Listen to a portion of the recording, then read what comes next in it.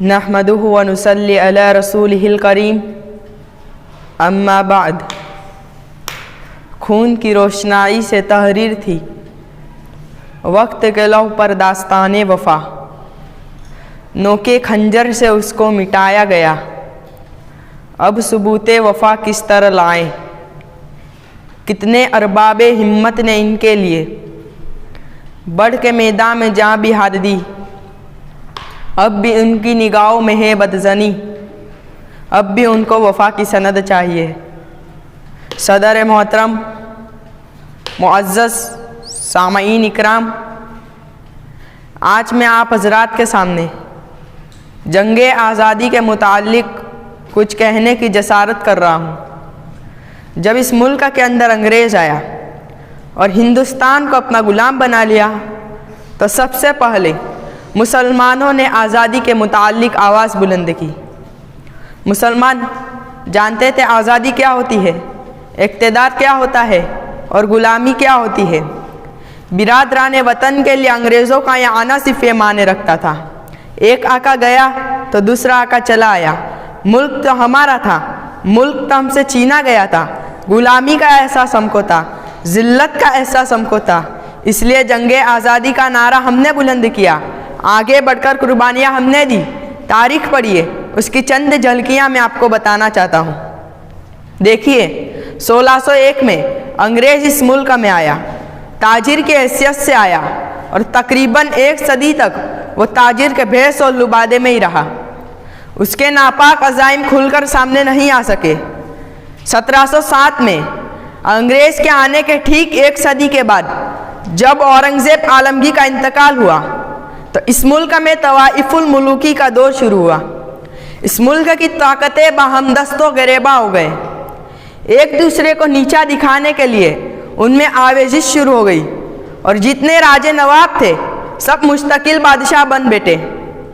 تاریخ بتاتی ہے اس دور میں چند بڑی بڑی طاقتیں الگ ہو گئی، جاٹوں کی طاقت الگ ابھری اور اس کے ساتھ ساتھ خالصہ ایک الگ مذہبی طاقت بن گئی، اور یہ چاروں طاقتیں آپس میں اس طرح الجھی کہ ایک دوسرے کو نیچا دکھانے کے لیے کسی نے احمد شاہ ابدالی کو بلایا تو کسی نے نادر شاہ کو بلایا۔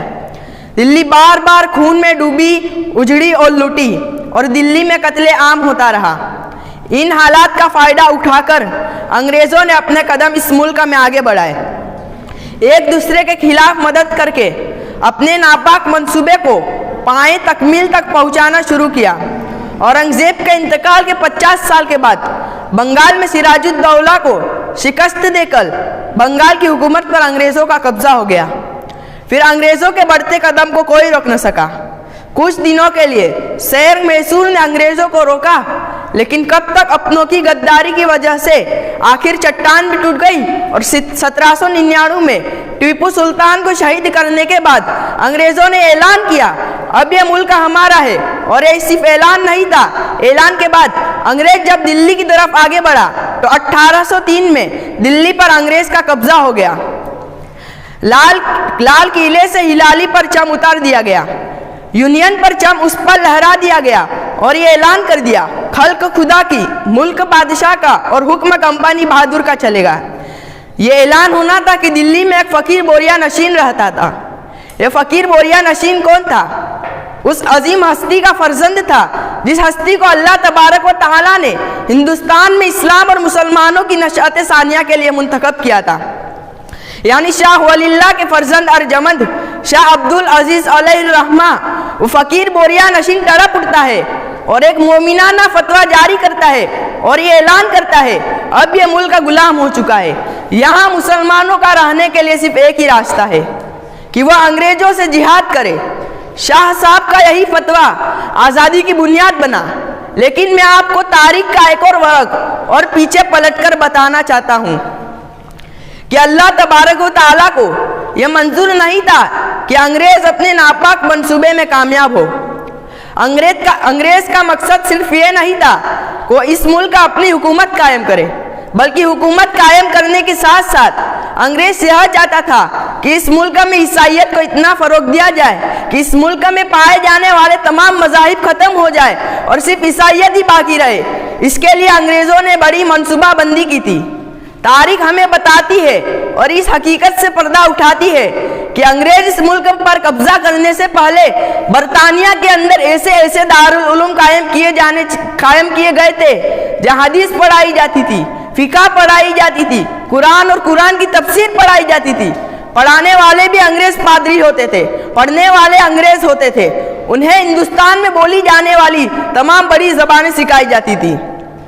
उन्हें इस तरह माहिर बनाया जाता था कि वो एक अहले ज़बान की तरह बात कर सके। उस तरह पादरियों की भी एक फौज पहले से ही तैयार रख दी थी।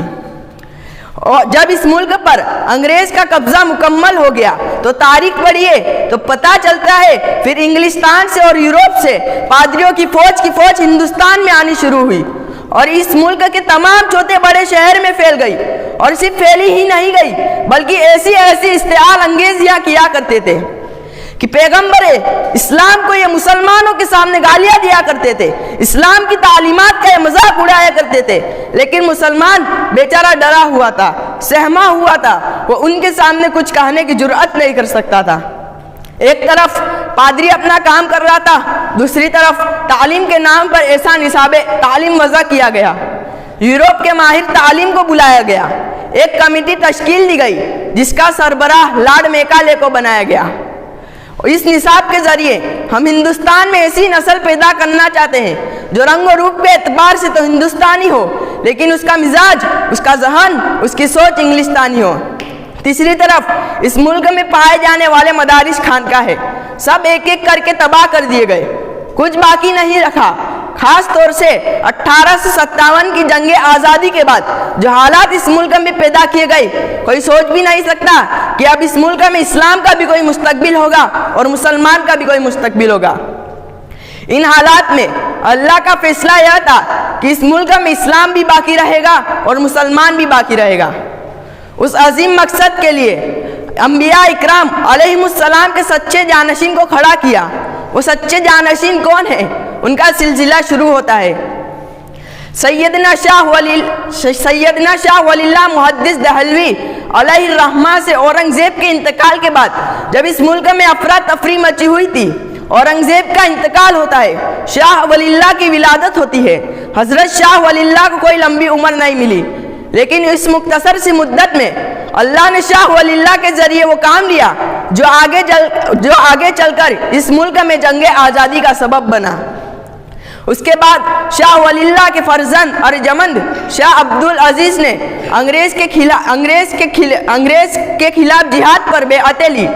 जिहाद का सिलसिला सरहदी इलाके से शुरू किया, लेकिन अल्लाह को अब भी मंजूर नहीं था, अब भी मुसलमानों से और कुर्बानियाँ लेनी थी। आखिरकार अपनों की गद्दारी की वजह से मुसलमानों को शिकस्त का सामना करना पड़ा।